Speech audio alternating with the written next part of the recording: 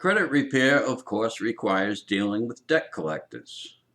Rule number one when dealing with debt collectors is stay calm.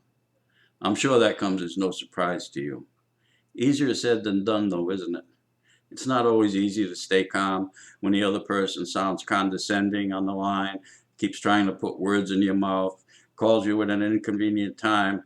But losing your temper hurts only one person, and you know who the one person is it hurts, and it's not the debt collector.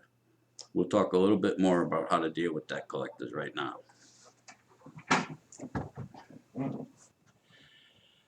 Stay calm. I know I'm repeating myself, but it's very important. And if you do have trouble being calm when you talk with these people, maybe it would be a good idea to have a friend do the talking for you. But you'll have to be there because the debt collector won't talk to anyone unless you assure them that they have permission to do so. Debt collectors are governed by rather strict rules. And one thing you should know about debt collectors, some of them are rude, some of them are actually polite, but they are paid by commission basis, and they get bonuses at the end of the month. So they're very much motivated to try to collect money.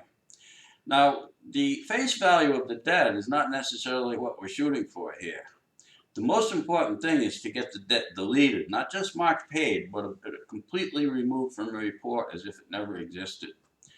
It's not so much the amount of the debt, it's the fact that the debt is there, whether it's paid or not paid. It's a little better for your score if it is paid, but it still hurts your score. It hurts a little less as it ages, but there's nothing better than getting it taken off as if it never existed. So this is the goal that you're going to have when negotiating with the debt collector. Now, many people don't realize how little debt collectors pay in order to purchase the debts that they're trying to collect. It's as little as pennies on the dollar, sometimes 7 cents, 3 cents. As amazing as it sounds, that's all that they pay.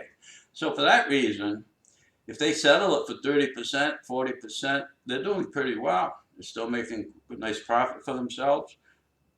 And you should never begin by offering face value on the debt. You can tell them, I dispute this debt, but I just want to get rid of it and get it off my report.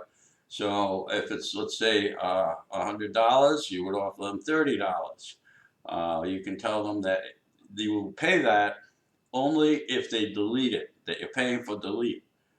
Many of them may argue that it's not legal, but it is legal. There is nothing in the law that forbids it. So tell them, make sure you have the money on hand before you do this, because you want the temptation for them to realize that they're going to get paid right now if they agree to pay for delete. And don't take their word that they'll delete it. Make them send you an email that they agree to delete it in exchange for X amount of dollars. If they argue with you about the amount that they'll discount off the debt, do the best you can, but your goal is to get this debt deleted from your report. It's really going to influence your score for the better if it's deleted.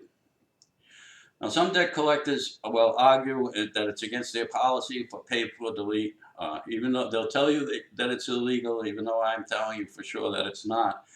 There's another tactic you can try. You can tell them, I'll tell you what I'll do.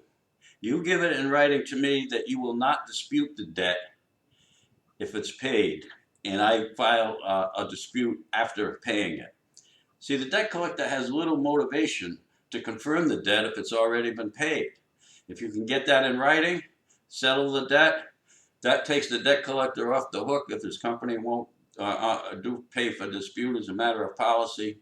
Then you can file a dispute against the debt, just say it's too old, it's not mine. They don't respond, and the debt gets deleted that way. So there are a lot of different strategies. Rather than just paying the debt is the worst thing you can do, because the paid debt still has the power to hurt you. So remember, dealing with debt collectors, that you have these options, and that these options will give you the cleaner credit report that will give you the highest score that you need and that you deserve.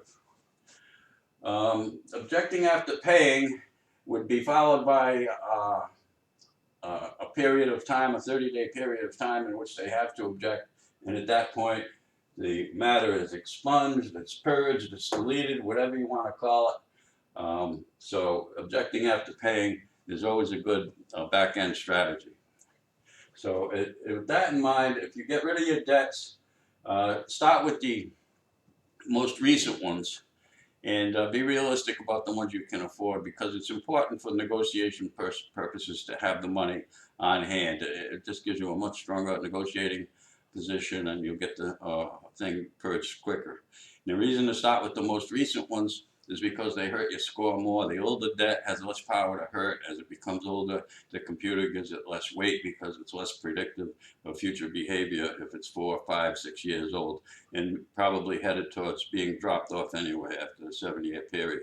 So try to do the most recent ones that you can afford if you're in the process of cleaning up several debts, and you'll get the most bang for your buck that way. And stay calm.